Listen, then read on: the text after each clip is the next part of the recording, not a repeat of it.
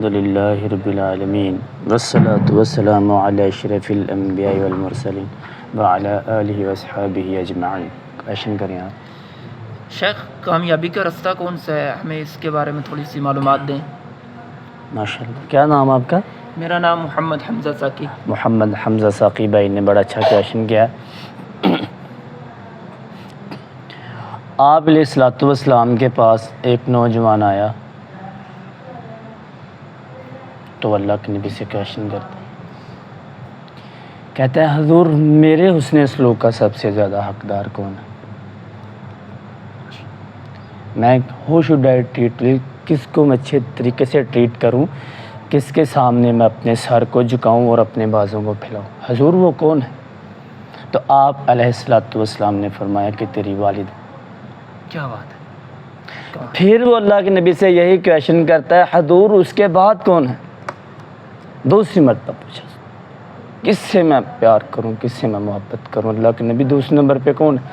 تو آپ نے پھر اس کو کہا کہ تیری والدہ۔ دوسری بار پھر کیا؟ دوسری مرتبہ پھر اللہ کے نبی نے ماں کو حق دیا کہ تیری والدہ۔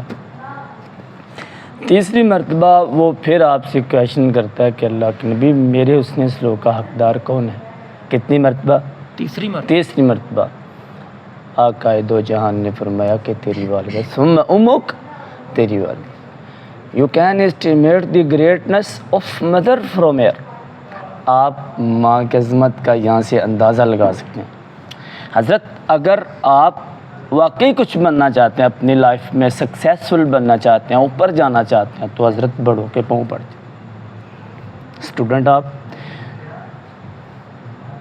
پھر اس نے چوتھی مرتبہ آپ سے کویشچن کیا کہ اللہ کے نبی میرے حسن سلوک کا سب سے زیادہ حقدار کون ہے؟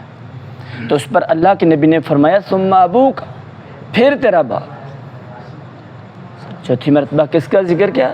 چوتھی مرتبہ باپ کا ذکر کیا۔ تین مرتبہ اللہ کے نبی نے ماں کا ذکر کیا۔ حضرت تین دفعہ اللہ کے نبی نے ماں کا ذکر کیوں کیا؟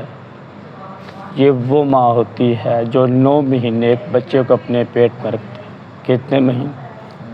1-2 مہینے کی بات نہیں، 9 مہینے۔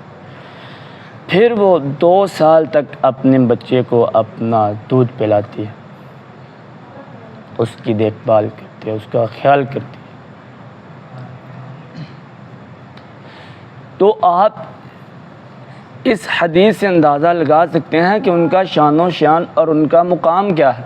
حضرت اللہ نے ماں کے قدموں کے نیچے جنت کو رکھ دیا۔ اگر آپ اپنی لائف میں واقعی کچھ بننا چاہتے ہیں، حضرت بڑوں کے پاؤں پڑے۔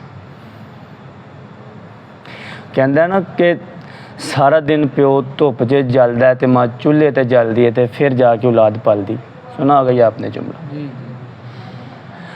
تو آپ کے اگر مائنڈ میں کچھ آ رہا ہے کہ یار میرے پاس یہ ہونا چاہیے، میں اگر تم اپنی ڈیسٹینیشن تک پہنچنا چاہتے ہو، اپنی منزل تک پہنچنا چاہتے ہو، آپ کے من میں یار میرے پاس یہ گاڑی ہونی چاہیے، میرے پاس یہ عہدہ ہونا چاہیے، تو یقین مانے میرے آگے قرآن مجید پڑھا ہوا ہے کہ آپ اپنے ایک دفعہ باپ کو بول لو کہ بابا مجھے میرے لیے یہ دعا کر۔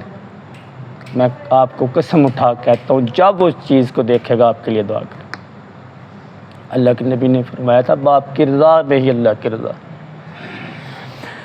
مجھے یاد آیا کہ جب حضرت یوسف علیہ السلام سے ان کا بیٹا جدا ہوا، یعقوب علیہ السلام سے ان کا بیٹا جدا ہوا، یوسف علیہ السلام، ہاں دونوں اپنی اولاد سے۔ کچھ لوگوں کا یہ جو ہمارے آج کل کے یہ نعت ہیں وہ یہ مطلب کہ ماں کی شان میں نظمیں پڑھتے ہیں، یعنی کہ سارا کچھ باپ بھی پیار کرتا ہے لیکن وہ ماں کی طرح اظہار نہیں کر سکتا۔ میں جو نعت خواہ ان کو یہ کہوں گا کہ میرے بچے، میرے دوست، اپنا جو ماں ہے اس باپ کا بھی ذکر کیا کرو، تو لیکن وہ ماں کی طرح اظہار نہیں کر پاتے۔ حضرت یعقوب علیہ السلام سے جب ان کا بیٹا یوسف جدا ہوا، قرآن کہتا ہے یا صفا یا صفا، جہاں بیٹھا اس نے اپنے بیٹے یوسف کو یاد کیا۔ یہ اتنی بڑی سیڈنس تھی، اتنا بڑا غم تھا، یہ اتنی بڑی پین تھی، اتنا بڑا درد تھا، عیناہ من الحزن فہو کظیم، جو اس کی آنکھوں کی بنائی کو لے۔ جب آپ کہیں مارکیٹ میں نکلیں گے کمانے کے لیے، تو جب آپ لوگوں کے تانوں کو سنیں گے. آج تو آپ کو ماں باپ کا، باپ کی یعنی کہ ماں کی فکر نہیں، یا ان کا یعنی کہ ان کی عظمت شان و مقام کا نہیں پتہ. تجھے پھر پتہ چلے گا کہ باپ کیا چیز ہوتا ہے. جب تیرے جذباتوں کو مسل دیا جائے گا تجھے پھر پتہ چلے گا کہ باپ کیا ہوتا ہے. جب تیرے ساتھ زیادتی کی جائے گی معاشرے میں تجھے پھر پتہ چلے گا کہ باپ کیا ہوتا ہے. یہ باپ کا گھر ہوتا ہے جہاں انسان کو گرمیوں میں گرمی نہیں لگتی. یہ ماں کی گود ہوتی ہے پتر میرے دوست، کہ جہاں انسان کے زندگی کے جتنے غم ہیں اور دکھ ہیں وہ ختم ہو جاتے ہیں. اور یہ باپ کا گھر ہوتا ہے جہاں انسان کو سردیوں میں بھی سردی نہیں لگتی.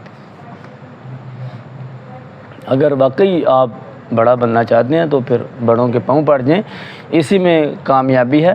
اور پاؤں بھی پڑ جائیں اور ساتھ ساتھ یعنی کہ محنت بھی کریں. وہ یہ نہیں کہ آپ ان کے پاس پاؤں پڑ جائیں تو آپ محنت نہ کریں. کامیابی کے لیے یہ بھی ضروری ہے. اللہ نے فرمایا وَأَلَّيْسَ لِلْإِنسَانِ إِلَّا مَا سَعَى وَأَنَّ سَعْيَهُ سَوْفَ يَرَى.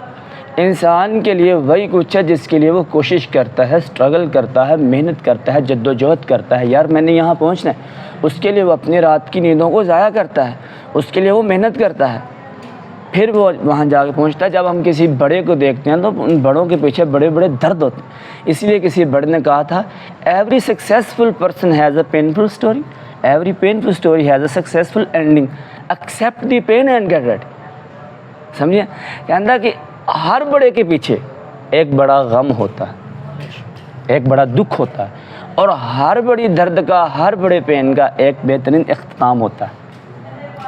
کہتا پھر کیوں پریشان بیٹھا، گھبراتا کیوں ہے؟ کہتا accept the pain and get ready for success.